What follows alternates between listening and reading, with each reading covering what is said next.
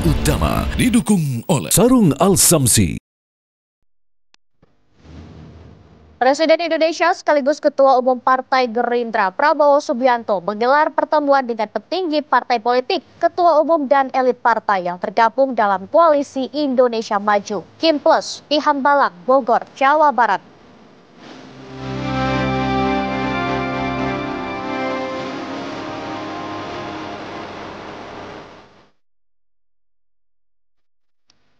Petugas gabungan TNI Angkatan Laut membongkar praktik pencurian bahan bakar minyak jenis aftur dengan modus melubangi pipa penyaluran untuk Bandara Kuala Namu, Deli Serdang, Sumatera Utara.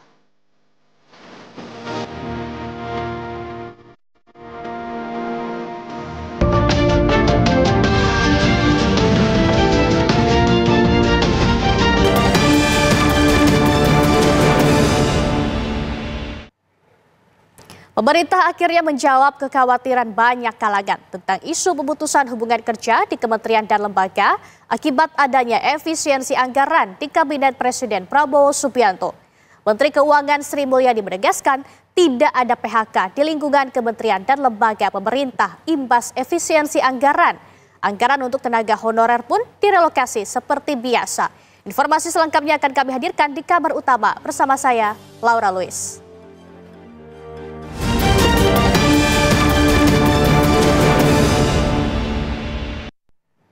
Kita awali informasi pertama pemirsa, dua rumah di permukiman padat penduduk di Poncol Jaya, Mampang, Jakarta Selatan, Jumat siang hangus terbakar. Api diduga akibat korsleting listrik di lantai 2 sebuah rumah yang dijadikan kos-kosan. Tugas pemadam kebakaran bersama warga bahu-membahu untuk memadamkan api. Menurut warga, api pertama kali muncul dari lantai 2 sebuah rumah yang dijadikan kos-kosan. Kobaran api yang besar dengan cepat merambat ke rumah lainnya. Belum diketahui secara pasti penyebab kebakaran tersebut, namun dugaan sementara api berasal dari kabel casan atau korsleting listrik. Api berhasil dipadamkan setelah petugas menerjunkan 19 unit dengan 67 personil ke lokasi kebakaran. Sementara itu dalam peristiwa kebakaran tersebut tidak ada korban luka maupun jiwa.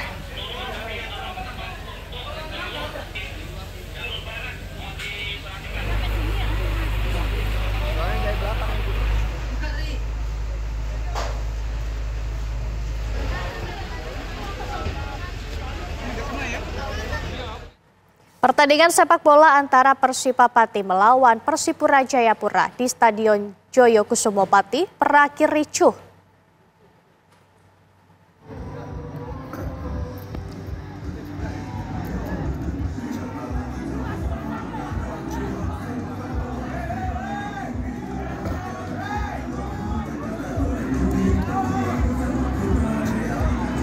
Usai wasit meniup peluit panjang tanda berakhirnya pertandingan, puluhan supporter Persipapati yang berada di tribun utara langsung turun ke lapangan. Mereka merusak papan iklan yang berada di pinggir lapangan. Mereka membanting kursi perangkat pertandingan dan bangku pemain cadangan. Tidak hanya itu, supporter juga berupaya merangsek mendatangi para pemain Persipa yang baru saja menuntaskan laga. Polisi langsung turun tangan mengamankan situasi agar kerusuhan tidak lebih parah. Kerusuhan ini dipicu lantaran tim yang didukungnya Persipapati kalah tipis dengan skor 1-2 dari Persipura Jayapura.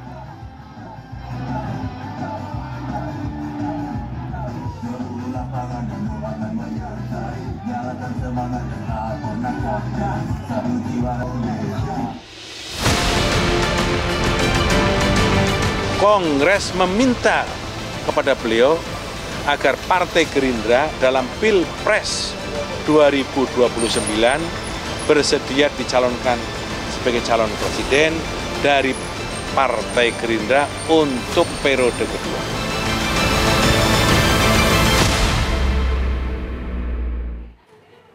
Pemirsa, Prabowo Subianto kembali ditunjuk sebagai Ketua Umum, Ketua Dewan Pembina, dan Formatur Tunggal pada Kongres Luar Biasa ke-7 Partai Gerindra.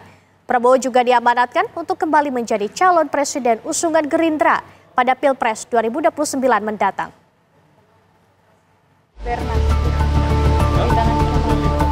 Partai Gerindra yang awalnya menggelar rapat pimpinan nasional Partai Gerindra di Hambalang, Jawa Barat, kemudian berubah menjadi Kongres Luar Biasa atau KLB. Kader meminta Ketua Dewan Pembina menggelar Kongres Luar Biasa dalam forum Rapimnas. Dengan persetujuan Ketua Dewan Pembina, Kongres Luar Biasa ke-7 Partai Gerindra digelar dengan hasil sebagai berikut. Prabowo Subianto kembali dinobatkan sebagai Ketua Umum, Ketua Dewan Pembina, dan Formatur Tunggal. Akhirnya kita tetapkan beliau menjadi Ketua Umum Partai Gerindra periode 2025-2030. Dalam kongres tersebut juga mengamanatkan agar Prabowo Subianto bersedia maju kembali sebagai calon presiden pada Pilpres 2029. Keputusan itu diambil oleh perwakilan seluruh pengurus DPP, DPD, dan DPC Gerindra se-Indonesia yang hadir dalam KLB. Maka Kongres kemudian menetapkan beliau menjadi Ketua Dewan Pembina. Ketua Umum merangkap Ketua Dewan Pembina, seperti jabatan sekarang. Dengan adanya keputusan dalam KLB ini, diharapkan seluruh kader tingkat pusat hingga daerah mau mendukung Prabowo dalam mewujudkan cita-cita bangsa. Dari Bogor, Jawa Barat, Yohanes Leonardo, Dani Martin, TV One mengabarkan. Presiden Prabowo Subianto mengumpulkan anggota kabinet, elit parpol, Koalisi Indonesia Maju, Kim Plus, hingga para kepala daerah di kediamannya di Hambalang, Jawa Barat hari ini.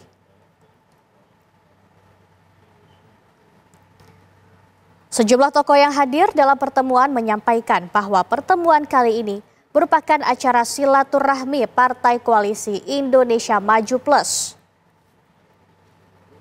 Dalam pertemuan yang berlangsung hangat itu, Presiden Prabowo mengucapkan terima kasih atas perjuangan selama ini dan kerjasama selama ini sampai dengan 100 hari pemerintahan Prabowo Gibran. Prabowo juga menyampaikan arahan soal kebijakan efisiensi anggaran dan menekankan kebijakan itu tidak akan mengurangi pelayanan publik. Gus, ngomong apanya Gus? Hati-hati Gus.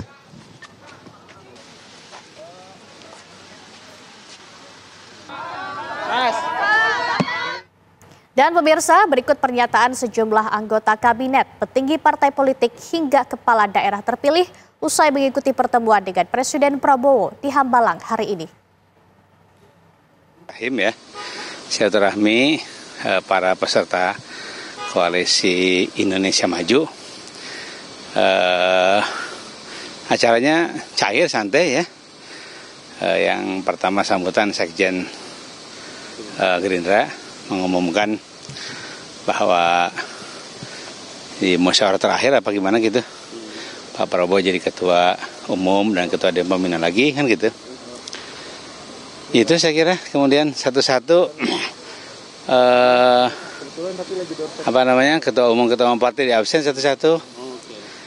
Kemudian Pak Prabowo kemudian sambutan.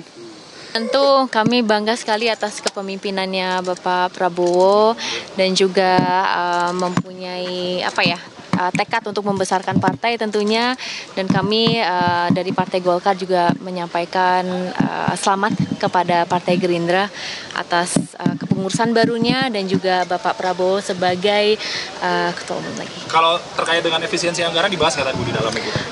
Banyak yang dibahas mengenai bagaimana untuk memajukan bangsa ke depannya. Sorry ya, thank you. Memberikan banyak sekali arahan terkait dengan anggaran yang harus diefisiensikan, terutama untuk hal-hal yang tidak prioritas, dan tentu saja semuanya ditujukan untuk sebanyak-banyaknya atau semaksimal mungkin untuk kemaslahatan masyarakat, khususnya di bidang pendidikan, di bidang kesehatan, dan juga dalam rangka kita membuka lapangan pekerjaan. Jadi beliau tadi sudah sampaikan secara gamblang, secara terbuka, dan insya Allah kami kepala daerah di seluruh Indonesia yang hadir pada kesempatan hari ini memahami dan siap mendukung apa yang menjadi kebijakan. Presiden Republik Indonesia sekaligus Ketua Umum Partai Gerindra Prabowo Subianto menggelar pertemuan dengan petinggi partai politik, ketua umum dan elit partai, jajaran menteri, wakil menteri Kabinet Indonesia Maju, dan kepala daerah terpilih dari yang tergabung dalam Koalisi Indonesia Maju, Kim Plus, di Padepokan Garuda Yaksa, Bogor, Jawa Barat. Dalam pertemuan tersebut, Presiden Prabowo mengungkap soal efisiensi anggaran dan juga soal pemimpin atau abdi negara tak punya tempat untuk perasaan sakit hati, dendam, dan benci. Berikut cuplikan pidato Presiden Prabowo di momen silaturahmi tersebut. Jadi, memang saya ingin melaksanakan penghematan efisiensi. Tapi jelas efisiensi ini tidak mengganggu pekerjaan dan operasi sehari-hari. Kita sudah menghemat 300 triliun. Senang. Program-program tetap jalan, perlindungan sosial tetap jalan, ada yang disentuh. Apalagi pendidikan, kesehatan, perlindungan sosial, gak ada yang disentuh. Narasi dan isu bahwa gaji dipotong ini itu tidak benar. Jadi habis itu kunjungan kerja, seminar, FGD, forum grup diskusi, apa yang mau didiskusikan?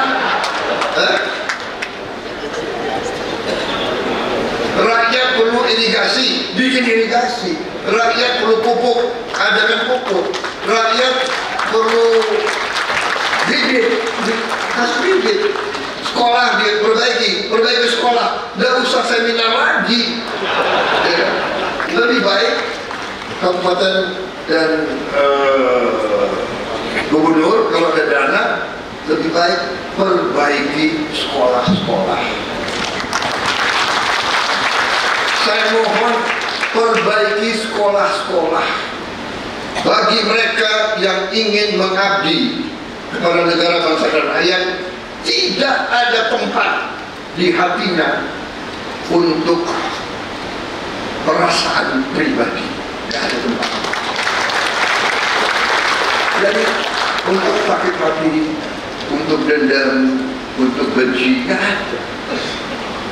Karena rakyat butuh kepemimpinan yang sejuk, yang baik, bahkan yang terbaik. Presiden Republik Indonesia sekaligus Ketua Umum Partai Gerindra Prabowo Subianto menggelar pertemuan dengan petinggi partai politik, ketua umum dan elit partai. Kim dan Kim Plus itu diundang ke Hambalang dalam momen yang cukup spesial, yaitu konsolidasi politik ya, sebagai komitmen peneguhan kembali partai-partai pendukung Prabowo ini tegak lurus dan mensukseskan program-program Prabowo. Dan yang kedua adalah semacam silaturahmi anjang sana, memberikan ucapan selamat kepada Prabowo dan sekaligus mengucapkan selamat ulang tahun kepada Gerindra yang ke-17 tahun. Atau kalaupun toh mau ditambahkan, yang ketiga adalah ini semacam soft launching yang sepertinya ingin disampaikan oleh Gerindra khususnya, bahwa pada saat yang bersamaan Prabowo telah ditetapkan kembali sebagai calon presiden untuk yang kedua kalinya maju Pilpres di 2029 melalui kongres luar biasa yang dilakukan oleh Gerindra. Wajar kalau kemudian pertemuan-pertemuan Kim dan Kim Plus ini ya, publik melihatnya sebagai bentuk perkenalan awal, sebagai sounding awal bahwa Prabowo dipastikan akan mencalonkan capres untuk yang kedua kalinya di 2029. Jadi ini yang saya kira saya sebut sebagai sekali mendayung dua pulau terlampaui. Satu sisi sebagai silaturahmi dan konsolidasi politik antara Gerindra, Prabowo dan partai pendukungnya, tapi pada saat yang bersamaan ini semacam perkenalan ya, yang saya sebut sebagai launching dari Gerindra untuk memperkenalkan kepada partai-partai pendukungnya saat ini bahwa Prabowo secara definitif sudah pasti akan maju kembali untuk yang kedua kalinya di Pilpres 2029. Kasus pencurian bahan bakar minyak jenis Aftur di Deli Serdang, Sumatera Utara terungkap. Informasi selengkapnya akan hadir usai jeda. Tetaplah bersama kami di Kabar Utama. Pemirsa, Anda masih bersama kami di Kabar Utama. Kasus pencurian bahan bakar minyak jenis Aftur di Deli Serdang, Sumatera Utara terungkap. Petugas gabungan TNI Angkatan Laut Lantamal 1 menemukan 29 baby tank berisi minyak curian dengan modus melubangi pipa penyaluran untuk Bandara Kuala Namu. Petugas juga telah mengamankan 3 orang pelaku.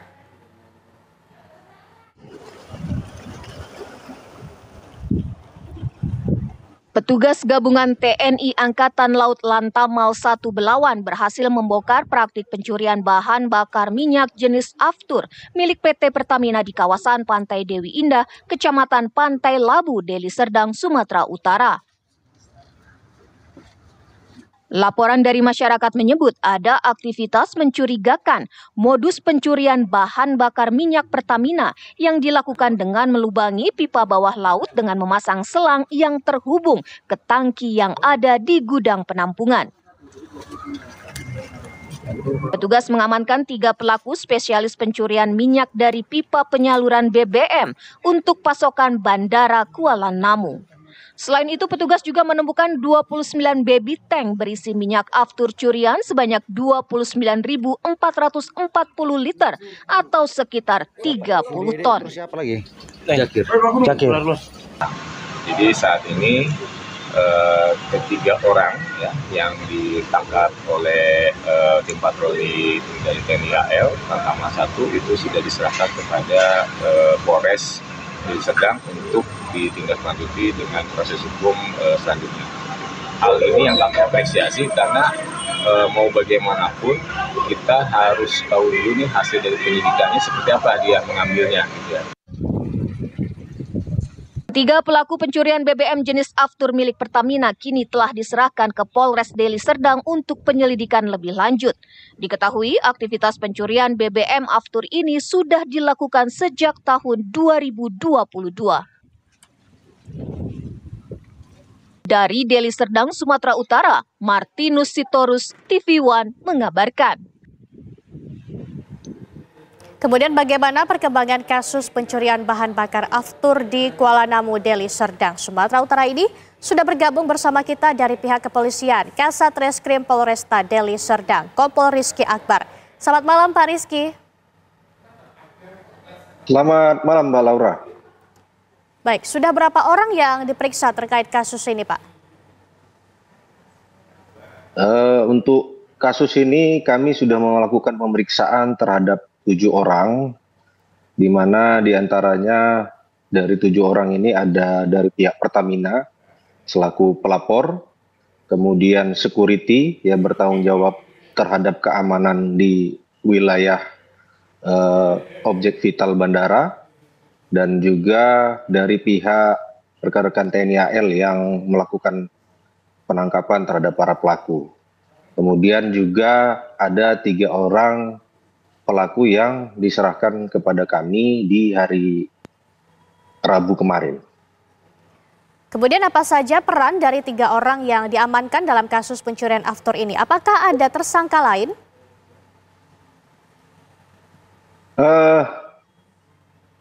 Terkait dengan peran masing-masing pelaku, itu memang dari modus operandi yang dilakukan mereka, di mana mereka melakukan pencurian dengan melakukan tapping terhadap pipa distribusi minyak Aftur yang disalurkan dari kapal tanker ke penampungan Aftur di Bandara Kuala Namu.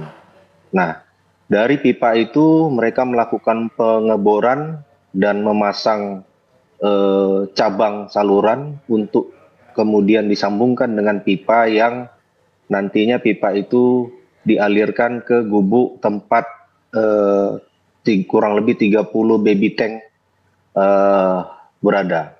Nah, peran dari masing-masing yang diamankan ini, itu mereka sebagai operator, di mana ketika terjadi pengiriman, merekalah yang nanti melakukan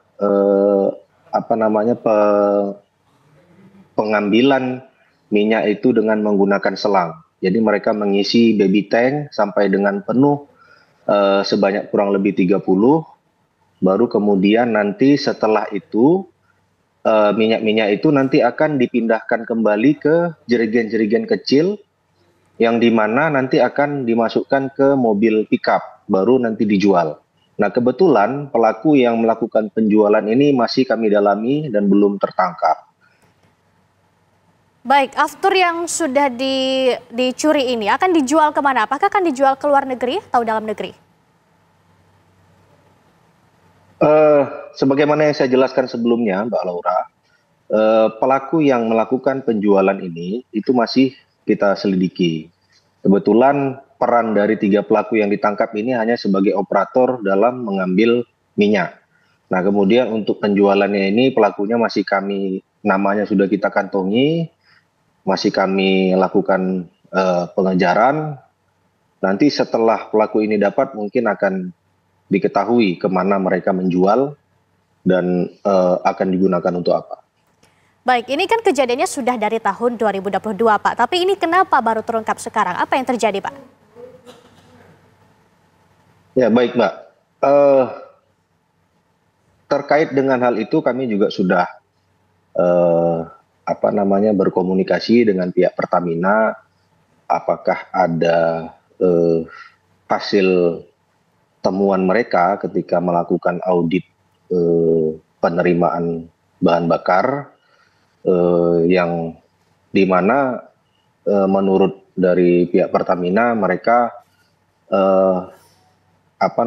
belum pernah, memang ada temuan tetapi tidak sampai dengan maksud mereka itu masih di ambang batas yang wajar seperti itu, sehingga hal temuan ini tidak dilaporkan ke aparat penegak hukum. Dan kemudian situasi di daerah pantai tersebut juga artinya modus operandi yang mereka gunakan ini memang tersembunyi. Jadi pipa yang dibor itu kemudian mereka tanam kembali, selangnya juga disembunyikan oleh mereka sehingga tidak terlihat kasat mata. Seperti itu, Pak. Baik, kemudian kan ini pipanya berada di bawah tanah. Bagaimana mereka bisa menemukan pipa ini? Apakah ada orang dalam yang mungkin terlibat? Untuk keterlibatan pihak-pihak lain yang itu masih kita lakukan pendalaman, Mbak. Belum bisa kami simpulkan saat ini. Tetapi memang ketika situasi pantai surut, pipa yang berada di dalam air itu kelihatan. Jadi sebenarnya bisa ditelusuri kalau memang mereka ingin berniat jahat, mereka bisa menelusuri pipa yang dari pantai, nanti titik di daratnya itu di mana, kemudian itu yang mereka gali. Baik, terima kasih telah meluangkan waktu Anda malam ini, Pak Rizky. Kita akan tunggu informasi terbaru tentunya. Baik. Selamat malam dan selamat beraktivitas kembali. Baik. Pemirsa, kita ke kabar lain. Usai mengalami kecelakaan di Situbondo, Jawa Timur, jenazah Bendahara Umum Partai Demokrat Renvil Antonio tiba di rumah duka di Jemur Sari, Regensi, Surabaya. Kedatangan jenazah disambut tangis haru pihak keluarga dan kerabat.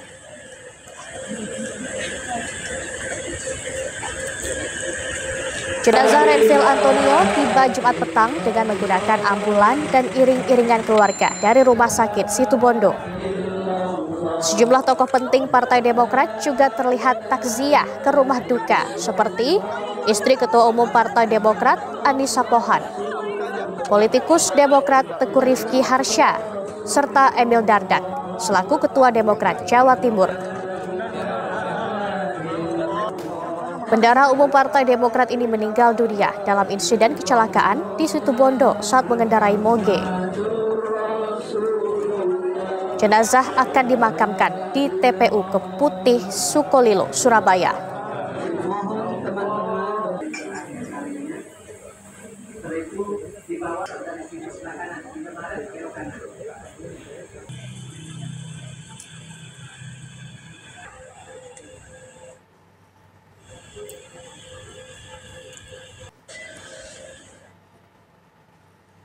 Sebelumnya, Bendahara Umum DPP Partai Demokrat Renvil Antonio meninggal dunia akibat kecelakaan di jalur Pantura Asam Bagus, Situbondo, Jawa Timur.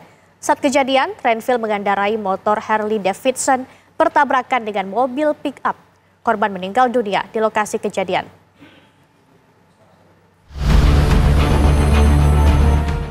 Bendahara Umum DPP Partai Demokrat Renvil Antonio meninggal dunia akibat kecelakaan di Situbondo, Jawa Timur pagi tadi. Insiden kecelakaan itu terjadi pada Jumat pagi di Jalan Pantura, tepatnya di Desa Mojosari, Kecamatan Asam Bagus, Situbondo, Jawa Timur.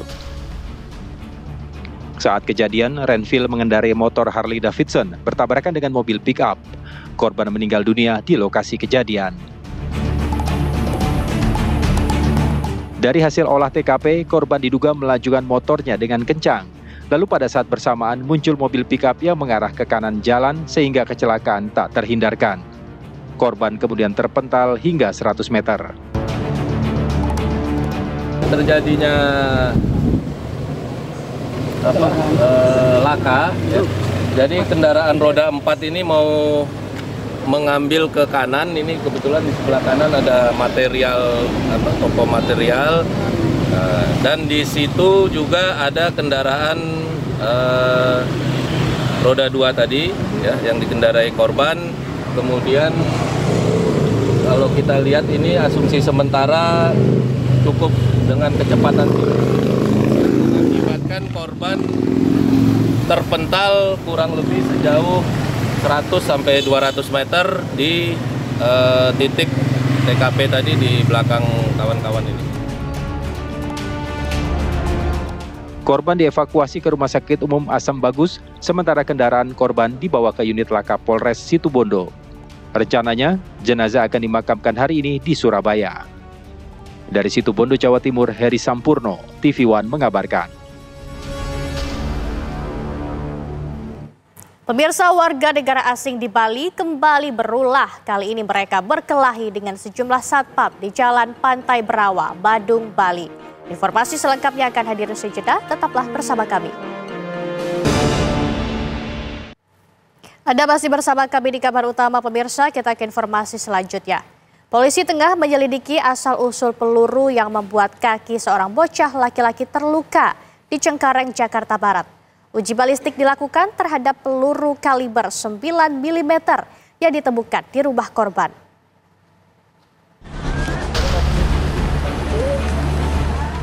Puslap 4 Mabes Polri mendatangi kediaman bocah laki-laki yang menjadi korban peluru nyasar. Tim Puslap 4 melakukan olah tempat kejadian perkara dengan melihat atap lantai 2 rumah korban. Kini proyektil peluru kaliber 9 mm yang ditemukan di rumah korban telah diserahkan pada Puslap 4 untuk dilakukan uji balistik sehingga dapat diketahui jenis senjata serta arah tembakan yang menyebabkan bocah 5 tahun terluka. Selain mendatangi lokasi kejadian, petugas juga mencari sejumlah keterangan dari saksi di sekitar rumah korban. 3 orang saksi telah diperiksa terkait peristiwa peluru nyasar, di antaranya orang tua korban dan tetangga korban. Dan kami sudah menindaklanjuti laporan dari orang tua dan sudah melaksanakan olah TKP, di mana hasil proyektil juga sudah kami serahkan ke lapor Mabes Polri. Jadi untuk pemeriksaan saksi sudah kami laksanakan dan kami juga akan secara maraton memanggil saksi-saksi yang di sekitar tempat kejadian perkara. Disebutkan hasil uji balistik peluru kaliber 9 mm yang ditemukan di rumah korban akan dikeluarkan Puslap 4 Mabes Polri dalam waktu dekat. Sebelumnya dikabarkan seorang bocah laki-laki berusia 5 tahun menjadi korban peluru nyasar saat tengah tertidur di rumahnya di Jalan Utama 2, Cengkareng, Jakarta Barat. Kondisi korban saat ini sudah mendapatkan perawatan medis dari rumah sakit.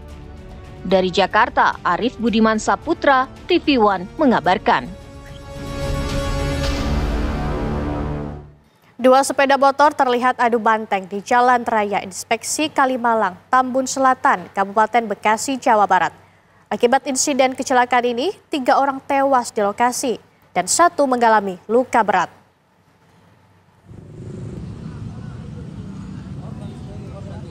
Insiden kecelakaan maut itu bermula saat sepeda motor yang berbonceng 3 melaju dari arah barat menuju timur.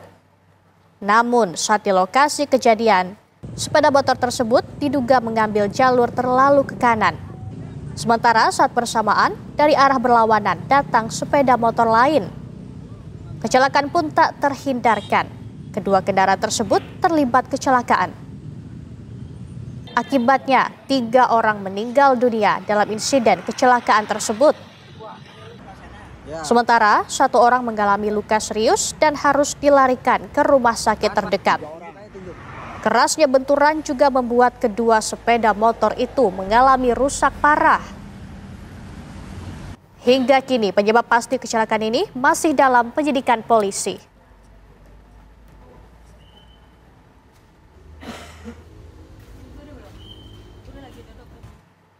Sebuah minibus di Kabupaten Pindrang, Sulawesi Selatan mengalami kecelakaan dan tenggelam di sungai. Puluhan warga berusaha menyelamatkan para penumpang dan mengevakuasi mobil dari dasar sungai.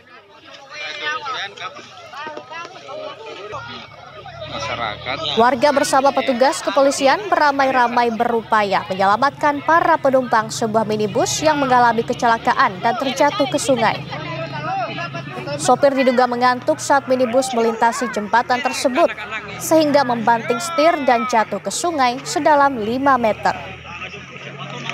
Di mobil tersebut terdapat supir dan 5 penumpangnya yang semuanya bisa diselamatkan dan mobil bisa dievakuasi dari dasar sungai.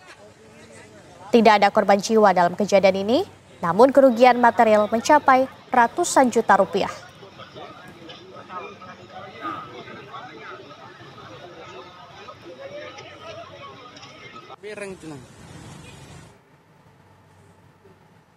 Warga negara asing di Bali kembali berulah. Kali ini mereka berkelahi dengan sejumlah satpam di Jalan Pantai Berawa, Badung, Bali.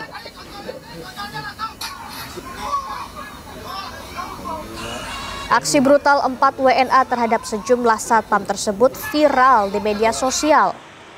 Peristiwa terjadi di depan Vince Beach Club dan dalam video tersebut para pelaku menghajar satpam dengan menggunakan batang bambu.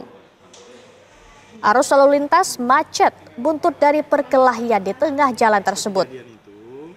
Pasca kejadian, kedua pihak saling lapor polisi.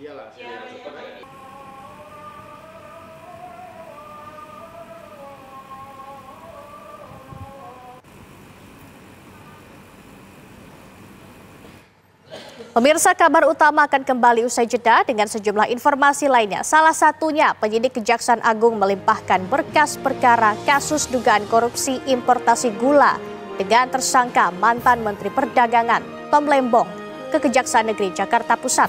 Tetaplah bersama kami. Sarungnya Nusantara, Al-Samsi ada di mana-mana. Al-Samsi semua kalangan suka. Al-Samsi sarungnya Nusantara. Al-Samsi semua kalangan suka. Al-Samsi sarungnya Nusantara. Al-Samsi sarungnya Nusantara.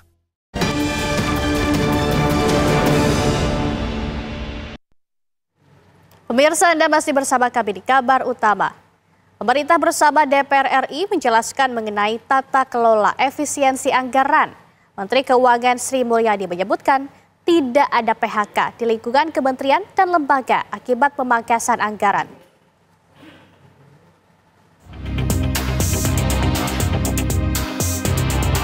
Pemerintah menjawab kekhawatiran banyak kalangan akan ada pemutusan hubungan kerja di kementerian dan lembaga akibat dari efisiensi anggaran instruksi Presiden Prabowo Subianto. Menteri Keuangan Sri Mulyani menegaskan tidak ada PHK di lingkungan kementerian dan lembaga pemerintah imbas efisiensi anggaran. Anggaran untuk tenaga honorer pun dialokasikan seperti biasa. Disampaikan bahwa tidak ada PHK tenaga honorer di lingkungan kementerian dan lembaga. Kami memastikan bahwa langkah efisiensi atau dalam hal ini rekonstruksi dari anggaran-anggaran kementerian lembaga tidak terdampak terhadap tenaga honorer. Untuk itu akan dilakukan penelitian lebih lanjut langkah efisiensi kementerian lembaga tersebut agar tidak mempengaruhi belanja untuk tenaga honorer dan tetap menjalankan sesuai arahan Presiden, yaitu pelayanan publik yang baik. Menteri Keuangan juga memastikan efisiensi anggaran pemerintah tetap memperhatikan anggaran beasiswa pendidikan di lingkungan Kemendikti. Anggaran tersebut tidak terkena pemotongan dan tidak dikurangi. Dengan demikian, seluruh mahasiswa yang telah dan sedang menerima beasiswa KIP Kartu Indonesia Pintar dapat meneruskan program belajar seperti biasanya. Sementara itu beasiswa lain yang sedang berjalan yaitu 40.030 siswa beasiswa penerima LPDP, Kemendikti Saintek yaitu beasiswa pendidikan Indonesia, dan beasiswa Indonesia Bangkit di bawah Kementerian Agama juga tetap berjalan sesuai dengan kontrak beasiswa yang sudah dilakukan. Pemangkasan anggaran adalah instruksi Presiden Prabowo Subianto nomor 1 tahun 2025. Dari kebijakan efisiensi itu, pemerintah ingin menghemat anggaran sebesar 306,7 triliun rupiah. Dari Jakarta, Rizka Salsabila, Mulia Rahman, TV One mengabarkan. Pemirsa, kami masih memiliki informasi lain untuk Anda. Usai jeda, kabar utama akan kembali. Pemirsa, hari ini stasiun televisi TV One merayakan hari ulang tahun yang ke-17. Perayaan hari ulang tahun TV One yang mengambil tema kolaborasi untuk negeri ini digelar di Jakarta Islamic Center, Jakarta Utara. Selain santunan untuk anak yatim piatu, pawai obor, pemilihan dai cilik, pentas musik religi, UMKM salah satu rangkaian perayaan hari ulang tahun ke-17 TV One. Sementara yang tidak kalah menarik adalah penampilan sejumlah artis dan band ternama ibu kota yang dipusatkan di Jakarta Islamic Center, Jakarta yang digelar mulai 14 Februari hingga 16 Februari 2025. Salah satu band yang tampil adalah penampilan band The Massive. Perayaan HUT ke-17 TV One disambut gembira masyarakat yang dapat melihat langsung penampilan idola mereka. Pemirsa, usai sudah kebersamaan kita di kabar utama malam ini. Saya Laura Luis, mewakili kru yang bertugas, mengucapkan terima kasih. Selamat malam, selamat beristirahat, dan sampai jumpa.